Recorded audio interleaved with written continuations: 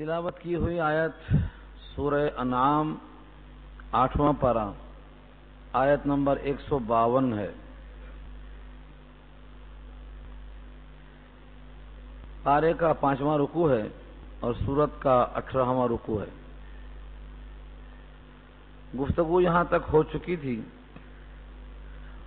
اگرچہ آواز مکمل قابو میں نہیں ہے، لیکن یہ بابرکت کام جاری رہا تو شاید اس کی برکت سے اللہ تعالیٰ آواز بھی کھول دیں اور صحت بھی نصیب فرمائیں۔ اتنا بڑا کام ہے یہ کہ اللہ کے نبی صلی اللہ علیہ وسلم نے امت کے ایک ایک فرد تک قرآن کریم کو پہنچانے کی کوشش کی ہے۔ دنیا میں سب سے بڑی کتاب قرآن کریم، سب سے محترم بشان کتاب، لوگوں کا حق ہے کہ ان تک یہ پہنچے۔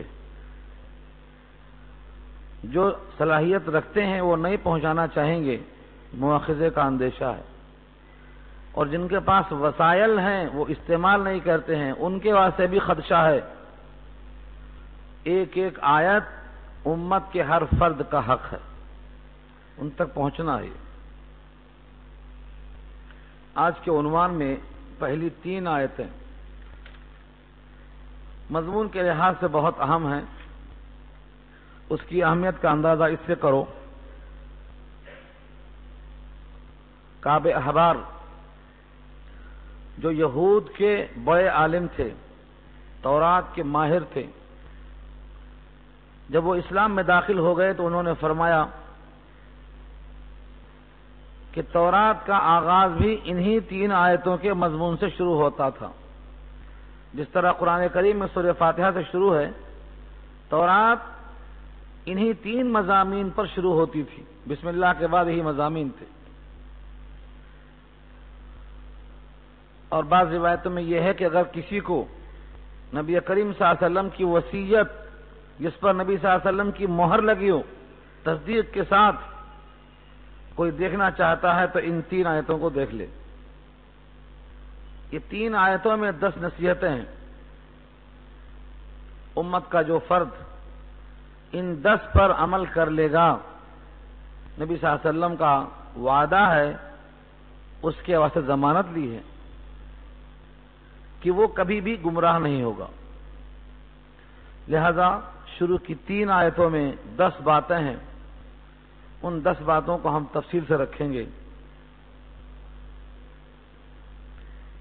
اوپر سے مضمون چلا آ رہا تھا کہ کفار قریش وہم پرستی کی وجہ سے جانوروں میں سے بعض کو حرام کہتے تھے، بعض کو حلال کہتے تھے،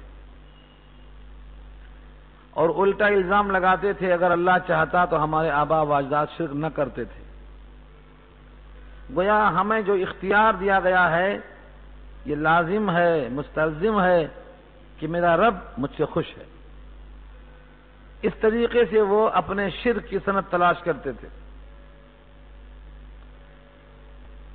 بعض چیزوں کو وہ حرام قرار دیتے تھے جس کو اللہ نے حرام نہیں کیا ہے۔ ان تمام مضامین کو آپ سن چکے ہیں پچھلے رکوع میں۔ یہاں سے کہا جا رہا ہے کہ تم کو حرمت اور حلت کی فہرست اگر دیکھنا ہے اور تم کو حقیقتاً جاننا ہے کہ اللہ نے کیا حرام کیا ہے، تو مذکورہ بالا باتیں اللہ نے حرام نہیں کی ہیں، یہ من گھڑت ہیں۔ آؤ میں تمہیں دکھاتا ہوں کہ اللہ نے کیا کیا حرام کیا ہے۔ اس طرح سے نبی صلی اللہ علیہ وسلم کو اللہ کا حکم ہوا ان آیتوں میں بلا کر بتانے کا۔ شروع ہے الفاظ قل تعالوا، کہہ دو آؤ میں تمہیں دکھاتا ہوں اللہ نے کیا کیا حرام کیا ہے، میں تمہیں پیش کرتا ہوں۔ قل، کہہ دو، تعالوا، جمع ہے تعالوا، اس کا واحد ہے تعال۔ آج بھی عربوں میں یہ لفظ بڑا مستعمل ہے۔ کسی کو پکارنا ہے تعال، تعال یا بنتی، تعال یا بنیا، تعال یا محمد۔ آج بھی وہاں جس کا نام نہیں معلوم تعال یا محمد پکارتے ہیں اس کو۔ تو تعال کے معنی آئیے، اور تعالوا تم سب آؤ جمع کا صیغہ ہے۔ اتل ما حرم ربکم علیکم، میں تلاوت کرتا ہوں، میں پڑھ کے سناتا ہوں جو حرام کیا ہے تمہارے رب نے تمہارے اوپر۔ محرمات چاہتے ہو آؤ، میں ایک ایک حکم کھول کے بیان کرتا ہوں۔ اس کا مطلب یہ نہیں ہے کہ یہاں جو فہرست ہے یہی چیزیں حرام ہیں، ان کے علاوہ حرام نہیں ہیں، ایسا نہیں ہے، لیکن جن چیزوں کو اللہ نے حرام قرار دیا ہے ان کی ایک فہرست یہاں ضرور ہے۔ ان کے علاوہ اور حرام نہیں ہے یہ نہیں کہا جا رہا ہے، کسی اور آیت میں کچھ اور اگر نکل جائے تو یہ اس کے منافی نہیں ہوگا، یہاں ایک فہرست ہے۔ اس کی مثال دے دوں، جیسے کہا گیا ہے سورہ فرقان میں کہ مومن ایسے ہوتے ہیں، رحمان کے بندے ایسے ایسے صفات کے حامل ہوتے ہیں، تو سورہ فرقان میں 10 وصف بتائے گئے ہیں، پھر ایسا ہی 10 سورہ معارج میں بتائے گئے ہیں، پھر 10 اوصاف سورہ مومن میں بتائے گئے ہیں، تو کل 30 ہو گئے، لیکن ایک مقام پر 10 ہی ہیں، تو اس کا مطلب یہ نہیں ہے کہ 10 ہی صفات ہیں، مومن کے 30 صفات ہیں۔ ایسے یہاں بھی محرمات کی ایک فہرست ہے، اس کے علاوہ بھی کسی آیت میں اگر فہرست اگر موجود ہے تو وہ اس کے منافی نہیں ہے، لیکن تم نے جو کہہ لیا ہے اس کو اللہ نے حرام نہیں کیا ہے۔ قل تعالوا اتل ما حرم ربکم علیکم، کہہ دو آؤ میں تم پر پڑھ کے سناؤں جو کچھ حرام کیا ہے تمہارے رب نے تمہارے اوپر۔ سب سے پہلا حکم اللہ تشرکوا بہ شیئا، اللہ ان لا ہے، یہ اصل میں ان اور لا دونوں کو ملا دیں گے تو اللہ بنے گا، ادغام کا قاعدہ ہے یہ، ادغام تام۔ اللہ یہ کہ لا تشرکوا بہ شیئا، اللہ کے ساتھ کسی کو شریک مت کرو۔ اللہ نے محرمات میں سب سے اونچا مقام دیا اس بات کو کہ تم اللہ کے ساتھ کسی کو شریک مت کرو۔ اب یہاں پر مفسرین نے بہت طویل کلام کیے ہیں کہ شرک جلی کیا ہے، شرک خفی کیا ہے۔ ہم جب ایسی آیتیں سنتے ہیں تو دل میں آتا ہے کہ ہم تو ماشاءاللہ مومن ہیں، ہم سے تو خدشہ بھی نہیں ہے شرک کا۔ بجائے محاسبہ کرنے کے، سوچنے کے، دل میں یہ آتا ہے کہ ہمارے لیے تو شرک ہے ہی نہیں، ہم کچھ بھی کر لیں شرک ہوتے ہی نہیں۔ مگر مومنوں پر کشادہ ہے راہیں، پرستش کریں شوق سے جس کی چاہیں۔ ایک بار کلمہ پڑھ لیے، مضبوط کلمہ ہے، اب کچھ بھی کرو کچھ بھی نہیں ہوتا۔ علامہ حاری نے بہت ہی پیارا طنز کیا ہے، مسدس حاری پڑھ لینا۔ کرے غیر گھر بت کی پوجا تو کافر، کرشمہ جو مانے کواکب میں کافر، مگر مومنوں پر کشادہ ہے راہیں، پرستش کریں شوق سے جس کی چاہیں۔ نہ توحید میں کچھ خلل اس سے آئے، نہ ایمان جائے، نہ اسلام جائے، کچھ بھی نہیں ہونے والا ہے۔ ایک بار تجزیہ کر لینا، مجموعی طور پر تجزیہ کرنے سے، اپنا محاسبہ کرنے سے توبہ کی توفیق ہوگی۔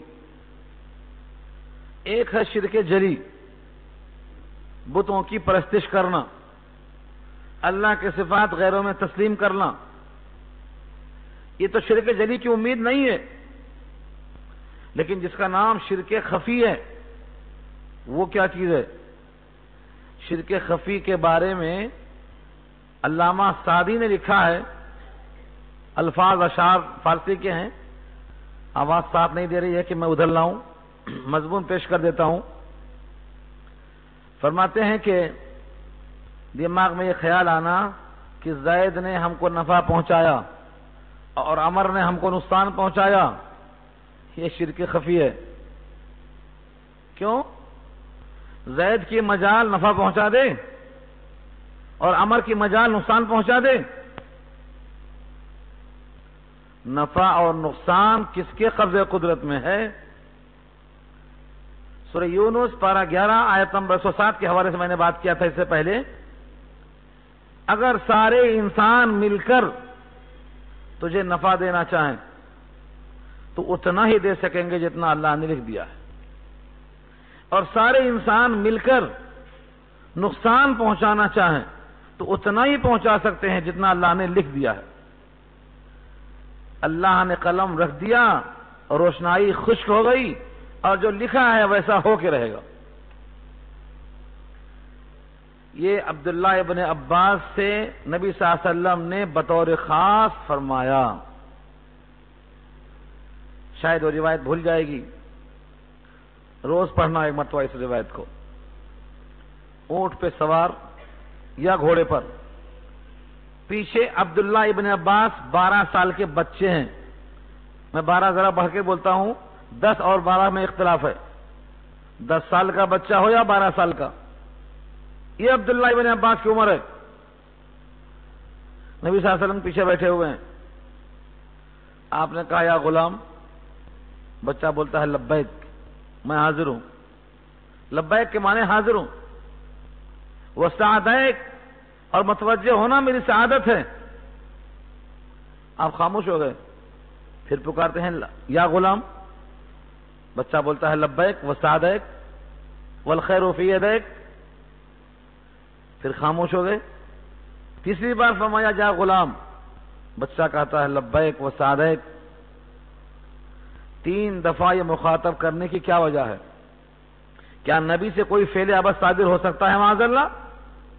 3 بار متوجہ کرنے کی وجہ لکھا ہے فقہاء نے، تاکہ بچہ نبی کے قول کو پوری اہمیت کے ساتھ ہمتن گوش ہو کر اپنے رگ و ریشے میں سرایت کر لے. کان میں جائے، قلب میں اتر جائے، دل میں سما جائے. اس موقع پر ایک طویل کلام ہے. فرمایا احفظ اللہ تجدہ تجاہک. اللہ کی حفاظت کر، یعنی اللہ کے دین کی حفاظت کر، اللہ کو تو اپنے سامنے پائے گا. ہم تو سمجھتے ہیں اللہ غائب ہے، ہم اپنے سامنے کب پائیں گے اللہ کو؟ تصور میں لاؤ، کبھی ایسا ہوا زندگی میں؟ ایک بچے سے کہا جاتا ہے اللہ کے دین کی حفاظت کر، اللہ کو سامنے پائیں گے. اور آگے فرمایا، اچھی طرح سے نوٹ کر لو، وَإِنِ اجْتَمَعَتِ الْأُمَّةُ عَلَىٰ أَن يَنفَعُوكَ. اگر ساری امت جمع ہو جائے کہ تجھے نفع پہنچائے گی، تو نفع نہیں پہنچا سکتی مگر اتنا جتنا لکھ دیا ہے اللہ. اور اگر ساری امت تجھے نقصان پہنچانا چاہے تو اتنا ہی پہنچا سکتی ہے جتنا اللہ نے لکھ دیا. یہ نصیحت کا ایک جز ہے میں نے جو پیش کیا ہے. ابھی اور طویل نصیحت ہے. تو پہلا جز کیا معلوم ہوا؟ نفع نقصان اللہ کے قبضے میں ہے. سارے انسان مل کر نفع نقصان دینے پر قادر نہیں ہیں. ہمارے پاس کیا ہے؟ فلاں کے قریب ہو گئے، کیوں؟ اس سے کچھ ملنے کی امید ہو گئی. فلاں سے قریب ہو گئے، اس سے شر سے بچنا ہے. کوئی انسان کسی کے قریب ہو جائے نفع کے حصول کے لیے، دل میں یہ خیال ہو کہ یہ نفع پہ قادر ہے، شرک خفی ہے. یہ قادر مطلق اللہ کی ذات ہے، جس سے جتنا نفع پہنچانا ہے پہنچتا ہے. دنیا کے سارے نفع نقصان کا مالک اللہ ہے. یہ سب اسباب ہیں اور اس میں تاثیر اللہ دیتے ہیں. تو شرک نہ کرنا، یہی وجہ ہے کہ ایک روایت میں آتا ہے کہ تم اللہ کے ساتھ کبھی شرک نہ کرنا، چاہے تمہارے ٹکڑے کر دیے جائیں، چاہے تم کو آگ میں جلا دیا جائے، چاہے تمہیں کتے نوچ لیں، تم کبھی کسی حال میں اللہ کے ساتھ شریک نہ کرنا. شرک سے زیادہ تاکید کسی گناہ کی قرآن میں نہیں آئی، کسی گناہ کی. یہاں تک کہ صریح اعلان ہے اللہ ہر گناہ کو معاف کرنے پر قادر ہیں. ہر گناہ کو معاف کریں گے جس کے لیے چاہیں گے، سوائے شرک کے. جو شرک کرے گا اس پر جہنم واجب ہو جائے گی اور جنت حرام ہو جائے گی، اور وہ آسمان سے ایسا گرے گا کہ اس کو راستے میں پرندے اچک لیے، فکأنما خر من السماء فتخطفه الطیر۔ اس قسم کی بے شمار آیتیں موجود ہیں کہ شرک کرنے والا گویا آسمان سے گرا، چھت سے نہیں، اور آسمان سے گرنے والا چندی ہو جائے گا۔ ومن یشرک باللہ فقد حرم اللہ علیہ الجنہ ومأواہ النار۔ تو شرک جلی بھی نہ آنے پائے اور شرک خفی بھی نہ آنے پائے۔ دوا کرنا حکم ہے، لیکن دوا سے فائدہ ہوا، شرک خفی ہے یہ۔ دوا میں تاثیر اللہ دیتے ہیں، دوا سبب ہے، حکم دیا اللہ نے استعمال کریں گے، لیکن اس دوا سے شفا ہوگی نہیں، اس دوا میں شفا اللہ ڈالیں گے۔ معجزات پر کبھی غور کر لیا ہوتا، کیا انگلی سے چاند 2 ٹکڑے ہو سکتا ہے؟ مگر انگلی سے 2 ٹکڑے کیا اللہ نے چاند کو، یہ کیا ہے؟ اللہ کی قدرت۔ چھری گلے پہ نہیں کٹتی، ابراہیم نے پھیرا مگر نہیں کٹی۔ چھری میں کاٹنے کی طاقت ہے اور حلق میں کٹنے کی طاقت ہے، اس کا نہ کٹنا، اس کا نہ کاٹنا، سبب کو چھین لینا ہے۔ دریائے نیل کا پانی جو موسیٰ کے لیے دیوار بن گیا تھا، فرعون کے واسطے پھر پانی بن گیا، اس کی رقت اور سیلانیت کو اللہ نے چھین لیا ہے۔ آنکھ جلانے والی کام کرتی ہے، ابراہیم کو نہیں جلا سکی، اس کے جلنے کی قوت کو اللہ نے سلب کر لیا ہے۔ یا نار کونی بردن و سلاما کہتے ہوئے چھین لیا ہے۔ اللہ جب چاہتے ہیں تو توانائی کو چھین لیتے ہیں۔ سارے کفار قریش کے قبیلے، بلکہ مکے کے ہر بڑے بڑے قبیلے کا ایک ایک پہلوان کھڑا تھا نبی کے دروازے پر کہ آج رات میں قتل کر دیں گے، لیکن سب کے سامنے سے نبی گزرتے ہیں اور کسی کی آنکھ میں نظر نہیں آ رہا ہے۔ آنکھوں کی قوت چھین لیا اللہ نے، آنکھوں میں قوت جو بینائی ہے سلب کر لیا اللہ نے، ان کے سروں پہ خاک ڈال دیا۔ وَجَعَلْنَا مِن بَيْنِ أَيْدِيهِمْ سَدًّا وَمِن خَلْفِهِمْ سَدًّا فَأَغْشَيْنَاهُمْ فَهُمْ لَا يُبْصِرُونَ۔ دیکھ نہیں سکے وہ۔ اس قسم کی آیتیں ہزاروں ملیں گی آپ کو، مگر افسوس ہے کہ ہم صرف معصیت کو دیکھتے ہیں۔ کتنے لوگ ہیں جو 3 ٹائم کھانا کھاتے ہیں، وہ سمجھتے ہیں کہ قوت اسی کھانے سے آئے گی، مگر غزوہ تبوک کے صحابہ ایک کھجور میں 3 چوسنے والے جنگ کرتے ہیں اور کہتے ہیں قوت اس سے آتی ہے۔ ایک بکری میں 300 صحابہ کھانا کھا چکے ہیں۔ کیوں؟ ان کو معلوم ہے بدن کی طاقت، بدن کی قوت، اس میں ہونے والی صلاحیت سب اللہ کے حکم پر ہے۔ مسلمانوں کے لشکر کے پانی میں زہر کی شیشی ملانے کے واسطے دشمن تیار تھا، پکڑا گیا۔ کمانڈر ان چیف خالد تھے اس وقت، ابن ولید، خالد سیف اللہ۔ انہوں نے کہا تمہارا گمان ہے کہ اس زہر سے موت آتی ہے؟ شیشی کو کھولا اور پوری شیشی کو منہ میں اڈیل لیا، کہا دیکھ لے موت اس سے نہیں آتی ہے، اس زہر میں موت کا حکم اللہ کا آئے گا تو موت آئے گی۔ ہمارے صحابہ کا ایمان یہ ہے، تاثیر اس میں ہوتی۔ مشہور صحابی سفینہ جو راستہ بھٹک گئے تھے جنگ قادسیہ میں، گھوڑا نہیں شیر آیا جنگل کا دم ہلاتے ہوئے، راستہ بتانے کے واسطے آیا، اس کی پیٹھ پر سوار ہو کر گئے، قبیلہ تک چھوڑ کے آیا۔ اس شیر کی درندگی کی صفت کس نے کھینچ لیا تھا؟ اللہ کی قوت ہے یہ۔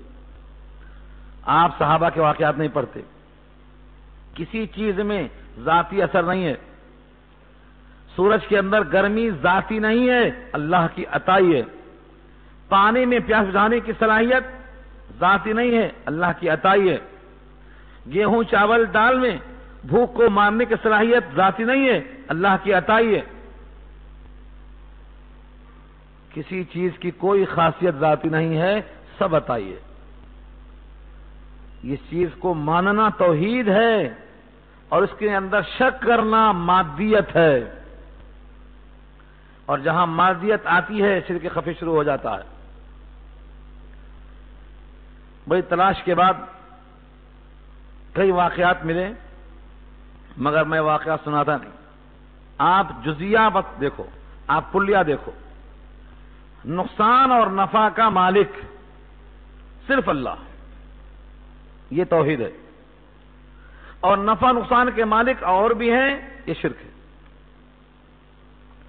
اس کے لیے بہترین دلیل قرآن کریم کی سورہ اعراف، اس کے بعد کی سورت۔ اللہ سے کلام اللہ جب کھول کر بیٹھو تو اللہ سے دعا کرو، آپ کا کلام کھلا ہوا ہے، گویا آپ ہم سے مخاطب ہیں۔ ہم آپ کے کلام کو سن کر ایسا باادب ہو جائیں کہ گویا آپ کو ہم دیکھ رہے ہیں، آپ ہم سے مخاطب ہیں اور ہم دائیں بائیں کھیل لے رہے ہیں۔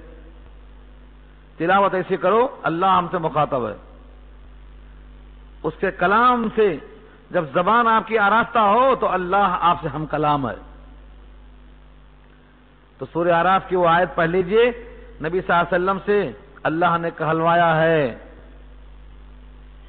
کہ اگر میں نفع نقصان کا مالک ہوتا تو اتنا خیر سمیٹ لیتا کہ پھر مجھے کبھی کوئی تکلیف نہ پہنچتی۔ وَلَوْ كُنْتُ أَعْلَمُ الْغَيْبَ لَاسْتَكْثَرْتُ مِنَ الْخَيْرِ وَمَا مَسَّنِيَ السُّوءُ۔ آئندہ کیا مفید ہے، کیا مضر ہے، پورے خیر سمیٹ لیتا، لیکن نفع و ضرر اور خیر و شر کا مالک اللہ کی ذات ہے۔ تو یہ پہلا وصف ہے، اللہ تشرکوا بہ شیئا، تم اللہ کے ساتھ کسی کو شریک مت کرو، نہ شرک جلی نہ شرک خفی۔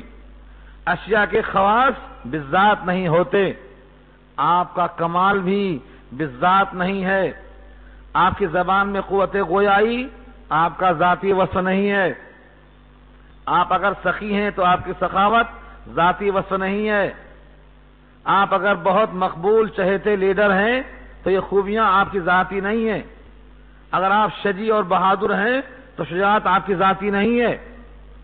اس سے معلوم ہوا ہمارا کچھ بھی نہیں ہے، سب اللہ کا ہے، اللہ ہی کا ہے، تو اللہ کے حکم پر لگانے میں کیا تکلف ہے؟ دنیا میں کوئی انسان نہیں کہہ سکتا ہے کہ فلاں چیز میری ذاتی ہے۔ ذاتی کیسے ہوتی؟ تمہاری ذات خود تمہاری نہیں ہے، تمہاری ذات کا ایک ایک جز اللہ کی عطا ہے۔ حقیر قطرے سے انسانی شکل میں تبدیل کرنے والا کون؟ پھر انسانی شکل کے ابتدائی حصے کو شباب تک لانے والا کون؟ اور شباب دینے کے بعد شباب کو کھینچ کر بڑھاپے کی طرف لانے والا کون؟ اگر تمہارا ذاتی وصف تھا تو روک لیا ہوتا اس شباب کو، نہ شباب کو روک سکتے نہ حیات کو روک سکتے، جو جب تک دیا گیا ہے بس وقت مقررہ تک باقی رہے گا۔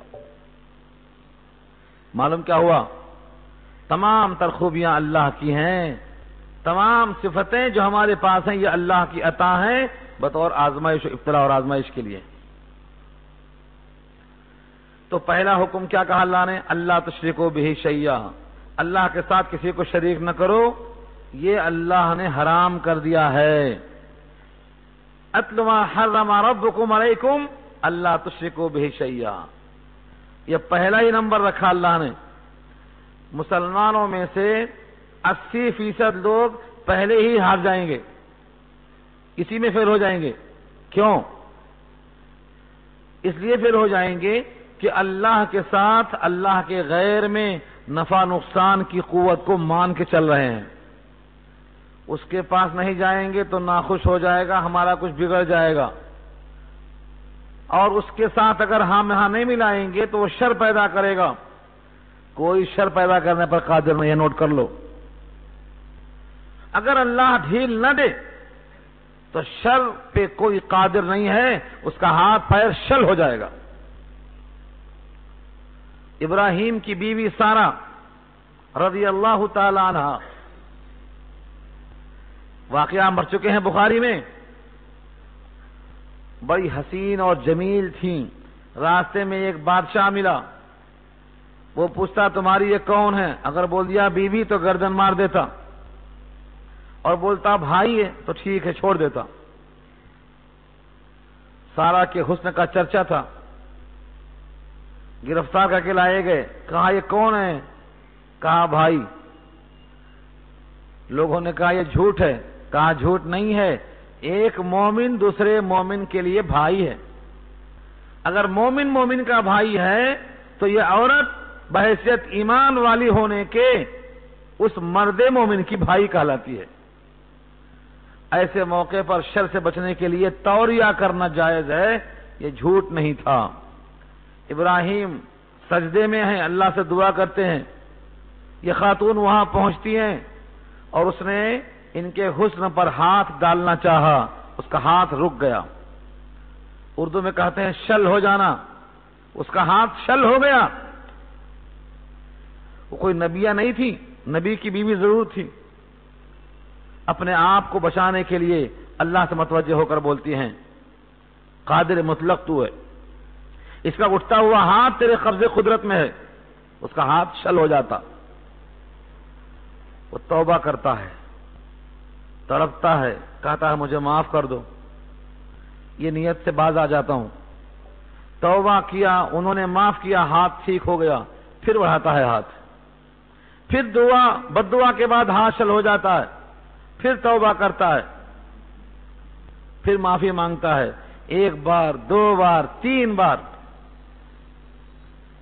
ایسا تو ہوا تھا نبی صلی اللہ علیہ وسلم کے تلاش میں نکلا ہوا قاتل سراقہ ابن جاشم، جس کا گھوڑا دھس گیا تھا، نبی سے معافی چاہا، ایک بار، دو بار، تین بار۔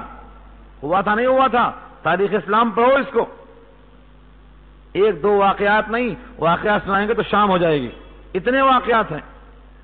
گھوڑا سمیت گلاخ زمین میں دھس گیا اور نبی کی معافی کے بعد باہر نکل سکا۔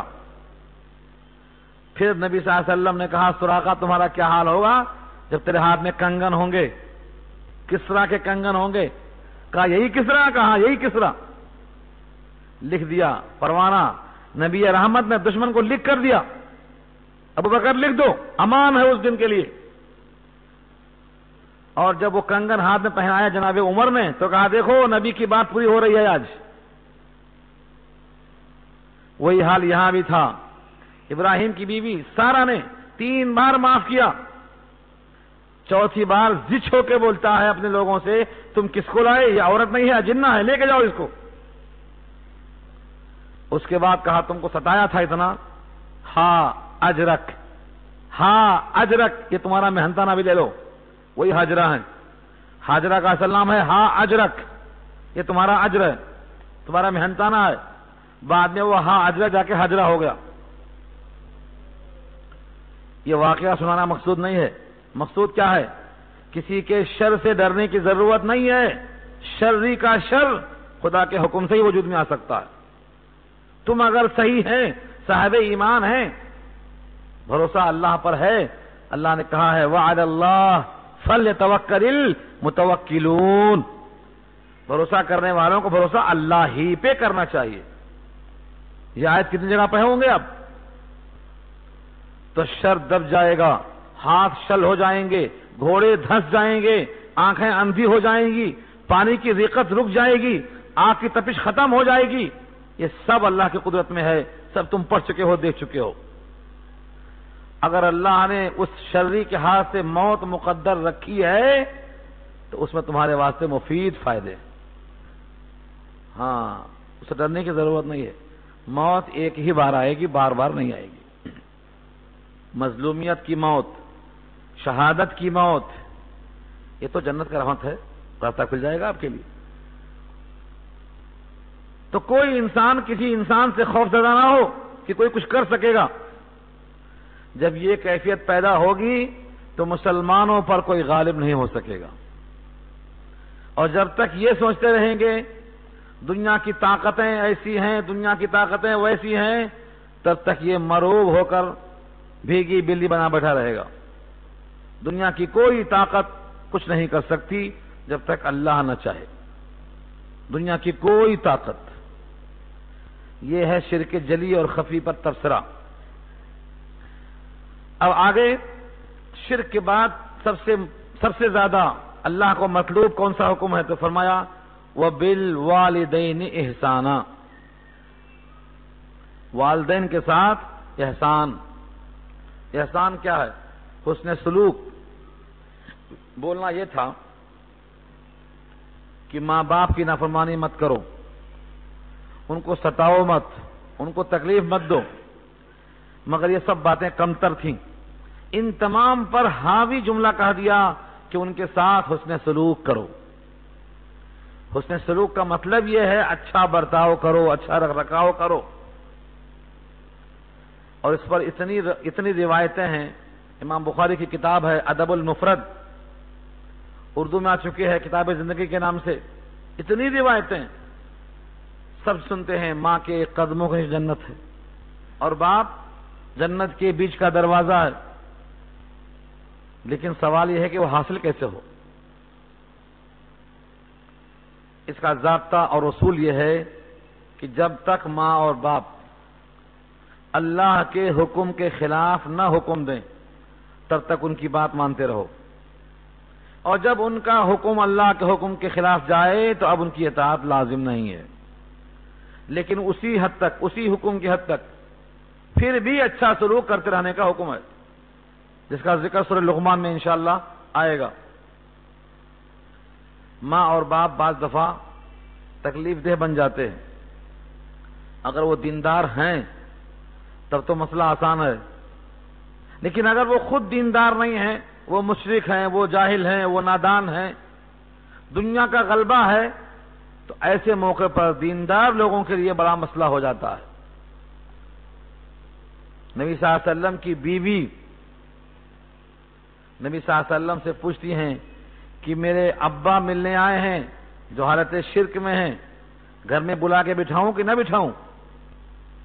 آقا نے کہا شرک کی وجہ سے نفرت نہیں کرنے کا حکم ہے، شرک سے نفرت ہے لیکن مشرک سے نفرت نہیں ہے، مرض سے نفرت ہے، مریض سے نفرت نہیں ہے۔ آج سارے عالم میں ہم نے نفرت کر لیا انسانوں سے، ہماری غلطی ہے یہ۔ انسان کی غلطیوں سے نفرت کرنا ہے، اس کی تنبیہ کرنا ہے۔ سب انسان اللہ کے بندے ہیں، تو نبی کے بستر پہ بٹھایا انہوں نے، کیوں؟ رشتوں کی بنیاد پر، باپ کی بنیاد پر۔ تو ماں باپ کے ساتھ چاہے وہ مشرک ہی کیوں نہ ہو اچھا سلوک کرنے کا حکم دیا ہے۔ بعض دفعہ ایسے حالات ہو جاتے ہیں کہ باپ کی اطاعت نہیں ہو پاتی، ماں کی اطاعت نہیں ہو پاتی۔ اب ہر ایک کے الگ الگ ہوتے ہیں، ہر ایک کے حالات الگ الگ ہوتے ہیں۔ دل سے آدمی چاہتا ہے کہ میں ماں باپ کی مخالفت نہ کروں، ان کی اطاعت کروں، لیکن حالات سے مجبور ہوتا ہے، دل میں جذبہ ہے اطاعت کا۔ تو اللہ نے سورہ بنی اسرائیل پارہ 15 میں فرمایا اگر تیرے دل میں اخلاص ہے تو اللہ اس اخلاص کی قدر کریں گے۔ سورہ بنی اسرائیل کے الفاظ کیا ہیں؟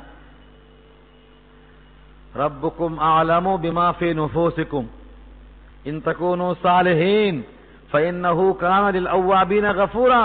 تیرا رب تیرے دل میں کیا ہے اسے خوب جانتا ہے، اگر تم صالح ہیں تو وہ غفور ہے اوابین کے لیے۔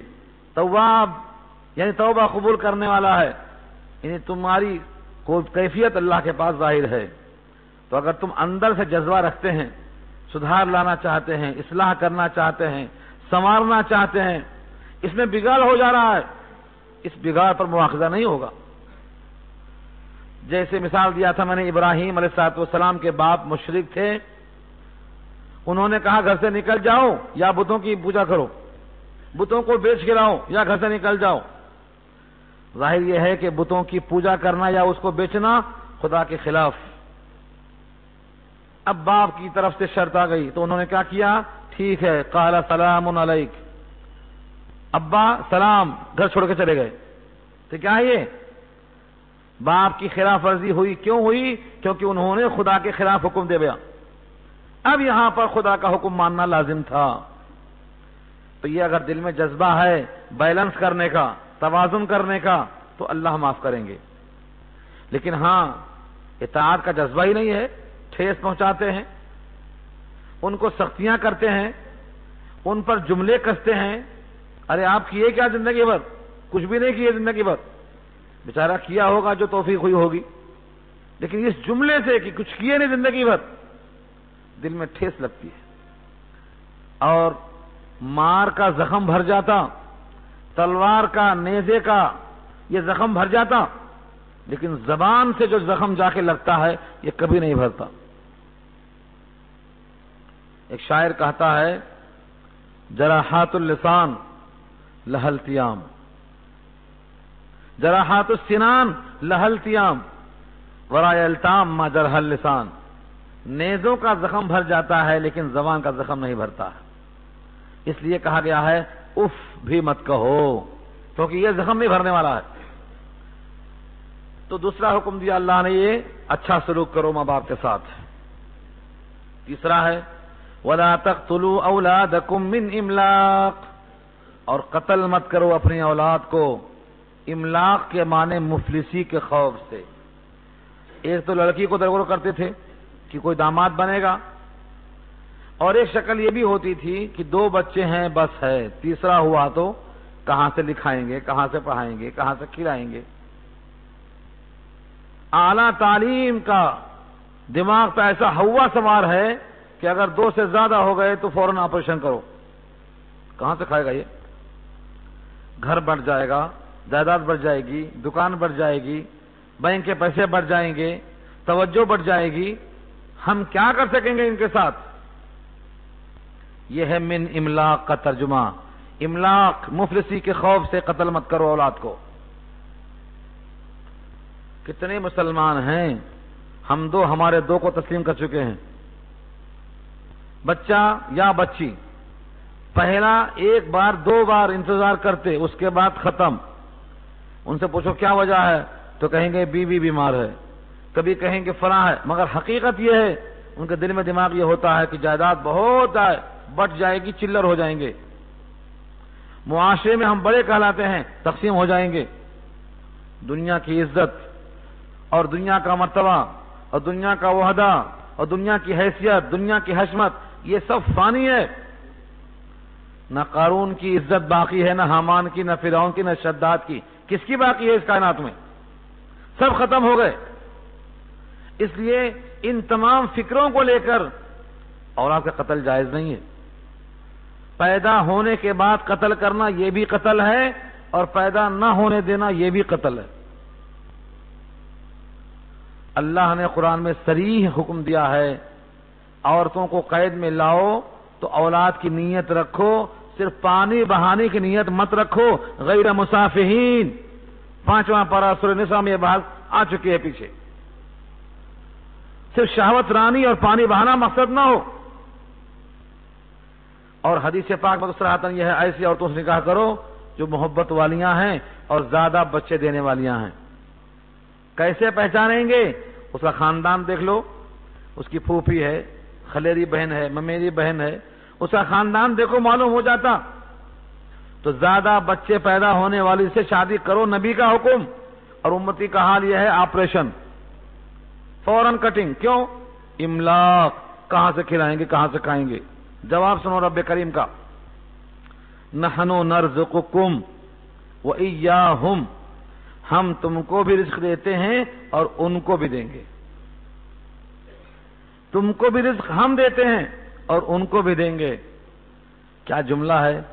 اگر آدمی کا دماغ خراب ہے تو کہے گا اچھا ہم تو کما کے کھاتے ہیں، اور یہ بچہ کمزور کیسے کمائے گا، کیسے کمائے گا؟ یہ جیسے وہ بدھو تھا نمرود. ابراہیم نے کہا میرا رب مارتا جلاتا ہے، تو کیا کیا؟ 2 قیدی کو بلایا، ایک کو مار دیا، ایک کو چھوڑ دیا. کہا دیکھو میں بھی کرتا ہوں یہ کام. تو دماغ خراب ہوتا ایسا کرتا. کہا اچھا میرا رب مشرق سے نکالتا ہے سورج، تو مغرب سے نکال دے. اب ہاتھ نہیں پہنچا وہاں تک، اب ہکا وکا. تو بعض بدھو سمجھتے ہیں کہ میں تو کماتا ہوں، مگر یہ بچے کمزور، یہ بوڑھے کمزور. حدیث میں آتا ہے انما ترزقون بضعفائکم، تمہیں رزق دیا جاتا ہے تمہارے کمزوروں کے توفیل، چاہے کمزور بچے ہوں یا بوڑھے یا اس میں کوئی معذور ہوں۔ مگر یہاں اور غور کرو آپ، ہم تم کو بھی کھلاتے ہیں اور ان کو بھی کھلائیں گے۔ اس میں اور گہرائی ہے، کمانے والوں ایک گیہوں کا دانہ بنا کر دکھاؤ جو کھاتے ہو۔ کماتے ہوں گے آپ، ہاتھ پر چلاتے ہوں گے، کاغذ کے سکے جمع کر لیتے ہوں گے، اشرفیاں جمع ہوں گی، ریال ڈالر سب جمع کر لیں گے، لیکن جو منہ میں لقمہ جا رہا ہے، لقمہ ایک چاول کا دانہ اور روٹی کا ایک ٹکڑا، اس کا ایک دانہ بنا کر دکھا دو ذرا۔ سارے انسان مل کر زمین سے گیہوں کا ایک دانہ نکالنے پر قادر نہیں ہے۔ زمین کی شدت، اس کی رخوت، اس کی سختی سے پتلی کوپل نکال کر ایک دانے میں 7 بالیاں اور ہر بالی میں 100 دانے، یہ تم پیدا کرتے؟ اللہ نے پوچھا ہے سورہ واقعہ میں، کسان تم ہیں کہ ہم ہیں؟ اَأَنْتُمْ تَزْرَعُونَهُ ام نحن الزارعون، تم کھیتی کرتے ہو کہ ہم کرتے ہیں؟ تم تو صرف دانہ ڈال کے چلے آتے ہو، نکالتے ہم ہیں۔ اس لیے سارے عالم کے انسانوں کو یہ خطاب ہے اللہ کا، تمہیں بھی ہم کھلاتے ہیں اور ان کو بھی ہم کھلائیں گے۔ ہمیں اچھی طرح معلوم ہے زمین کا وہ حصہ جس سے پیداوار ہوتی تھی 10 آدمی کے لیے، جب آبادی بڑھ گئی تو 100 کے لیے پیدا ہو رہی ہے اب اسی زمین سے۔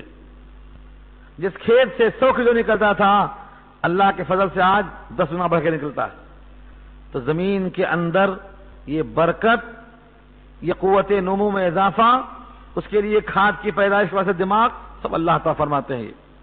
تو بندہ سوچتا ہے کہ ہم کھاتے ہیں اور ہم کھلاتے ہیں، حقیقت یہ ہے کہ ہم ایک لقمہ بھی اپنا نہیں کھاتے۔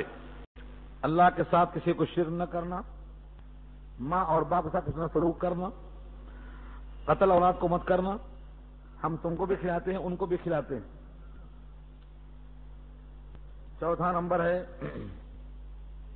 وَلَا تَقْرَبُوا الْفَوَاحِشَ مَا ظَهَرَ مِنْهَا وَمَا بَطَنَ۔ اس آیت کو تو اتنا عام کرنے کی ضرورت ہے مسلمانوں کو، اس کلام پاک کو اٹھا کے چومتے ہیں، سر پہ رکھ لیتے ہیں، جہیز میں دیتے ہیں، بہترین کاغذ پہ چھاپتے ہیں، مگر یہ آیت کا حکم کس کے لیے ہے؟ وَلَا تَقْرَبُوا الْفَوَاحِشَ، قریب مت جاؤ بے حیائی کے۔ فواحش جمع ہے، فواحش جمع ہے فوائل کی وزن پر، فحش بے حیائی۔ علماء کا اتفاق ہے ہر جنسی کام جو ناجائز ہو فواحش کا مرتکب ہے۔ عورت کو غلط نگاہ سے دیکھنا، بے پردگی، عریانیت، ننگاپن، زنا سے پہلے اس کے اسباب، یہ سب فواحش میں آتے ہیں۔ اللہ نے تو کہا ہے نگاہ نیچی کر لو، مردوں سے بھی الگ کہا، عورتوں سے بھی الگ کہا، جبکہ نماز میں اکٹھا کہہ دیا نماز پڑھ لو، دونوں اس میں شامل، لیکن نگاہ جہاں نیچی کرنے کا حکم دیا سورہ نور پارہ 18 میں آیت نمبر 31 میں، وہاں عورتوں کو الگ خطاب کیا، تم بھی نگاہ نیچی رکھو، ان سے کہا تم بھی نگاہ نیچی رکھو۔ مگر حل یہ ہے جب عورتیں نکلتی ہیں تو ان کے اندر سے ایک امنگ انگڑائی لیتی ہے کہ ان کے پازیب کی آواز، جھنکار کی آواز، ان کے خوشبو کی، سب لوگ اس سے سن کر متاثر ہوں، تاکہ ایک قسم کا روب طاری ہو حسن کا اور جمال کا۔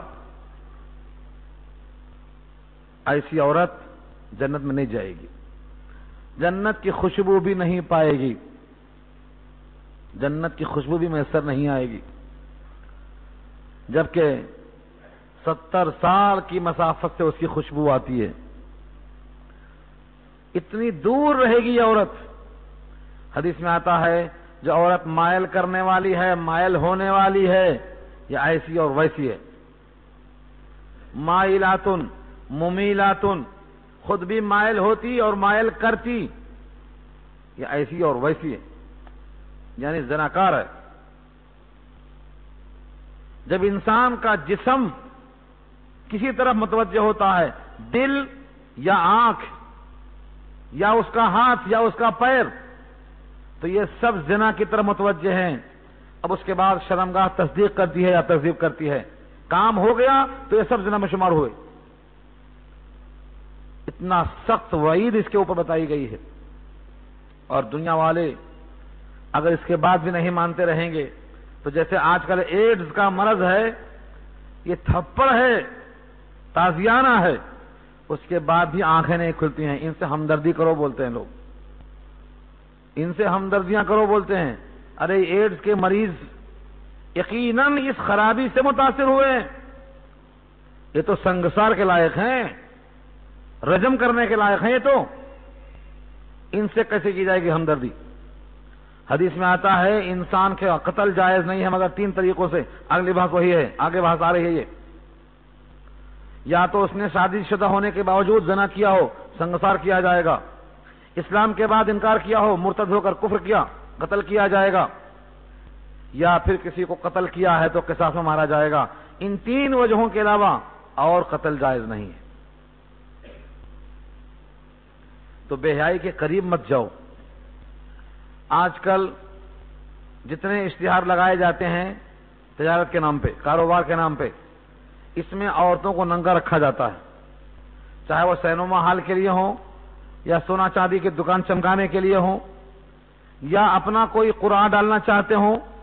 جتنے لوگ تجارت کر رہے ہیں، حد تو یہ ہے کہ وہ لوگ باقاعدہ مفتیوں سے سوال کرتے ہیں کیا یہ جائز ہے؟ عورت کے جسم کو نمائش بنانا، اس سے کاروبار چمکانا، جس حرام کام کا ذریعہ لیا جائے گا وہ کاروبار پورا کا پورا حرام ہوگا۔ تو فواحش کے قریب مت جاؤ، حکم دیا گیا، مگر ہمارے پاس فواحش بہت ہے۔ اس سے پہلے یہ بحث آ چکی ہے، عورت کا جسم پورا کا پورا چھپنا چاہیے۔ گھر میں اگر ماں ہے وہ بلاؤز پہنتی ہے تو اس کا پیٹ کھلا ہے اور پیٹھ کھلی ہے، یہ دیکھنا جائز ہے؟ حرام ہے، یہ بے حیائی میں آتا ہے۔ پیٹھ اور پیٹ کا کھلنا یہ جائز نہیں ہے، بیٹے کے لیے ماں حرام ہے، لیکن یہ دیکھنا جائز نہیں ہے، یہ بھی آتا ہے فواحش کے اندر۔ گھر میں چڈی پہن کے پھرنا، ناف سے گھٹنے کے اندر سے کوئی چیز کھلی ہوئی ہے، یہ بھی بے حیائی میں آتا ہے۔ تو فحش کے معنی آتے ہیں بدکاری، بے حیائی، عریانیت، ہر وہ عمل جس سے نفس میں کثافت پیدا ہوتی ہو، یہ سب فواحش میں آتا ہے۔ وَلَا تَقْرَبُوا الزِّنَا، ایک مقام پہ کہا زنا کے قریب مت جاؤ۔ یہ قریب کیا ہے؟ اس کے اسباب، اس کے دوائی۔ آگے فرمایا ما ظہر منہا وما بطن، جو بے حیائی میں سے ظاہر ہو، علانیہ ہو وہ بھی، اور جو اس میں پوشیدہ ہو، بطن کا معنی اندرونی ہو۔ یہ کیا اندرونی کیا چیز ہے؟ ظاہر تو یہ ہے کہ عورت کا جسم کھلا ہوا ہے، بے حجاب ہے، عریانیت ہے، بجائے بیوی کے فرینڈ گرل ہے، ساتھ میں پھر رہے ہیں، یہ کھلا گناہ ہے۔ اور ماں بطن سے مراد کیا ہے؟ اندرونی گناہ۔ 3 طلاق دے چکا بیوی کو، اس کے بعد دونوں پھر مل لیے، اب ساتھ رہتے ہیں، یہ کس کو معلوم ہے؟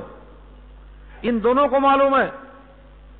3 طلاق دے چکے پھر مل لیے آپس میں، کبھی حلال نہیں ہو سکتی یہ، یا ایسی عورتوں سے نکاح کر لیا ہے جو محرمات ابدیہ ہے۔ بہت سے علاقے ایسے ہیں جہاں پر نکاح ہو جاتا ہے ایسی عورتوں سے، وہ رکھتے ہیں ہمیشہ ہمیشہ کے لیے۔ میرے پاس مقدمہ آیا تھا، مقدمہ یہ آیا تھا کہ ہندوؤں میں بھانجی سے نکاح جائز ہے، اب وہ دونوں اسلام میں داخل ہو گئے، 3-4 بچے ہیں، اب کیا کرنا؟ کیا کریں گے آپ؟ اب دونوں کو الگ کریں تو آئلی مسائل پیدا ہوتے ہیں، رہن سہن کے، دیکھ بھال کے، ان کی شادی کون کرتا، ان کی شادی کون کرتا، اور دونوں اگر ساتھ رہتے ہیں تو نکاح حلال تو نہیں ہوتا۔ یہ ماں بطن میں آتا ہے۔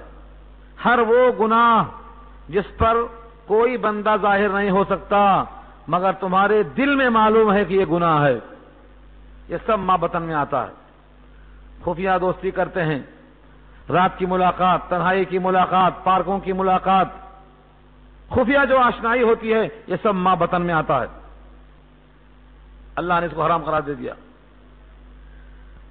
وَلَا تَقْتُلُوا النَّفْسَ الَّتِي حَرَّمَ اللَّهُ، اور مت قتل کرو کسی جان کو جس کو اللہ نے حرام کر دیا ہے، الا بالحق، مگر حق کے ساتھ۔ قتل جائز نہیں، قتل جائز نہیں، جو کسی مومن کو قتل کر دے گا ہمیشہ جہنم میں رہے گا۔ یہ بحث پیچھے آ چکی ہے سورہ نساء کے حوالے سے۔ الا بالحق کا مطلب یا تو رجم کے لائق ہوا، یا قصاص کے اندر مارا گیا، اور یا پھر وہ مرتد ہو گیا۔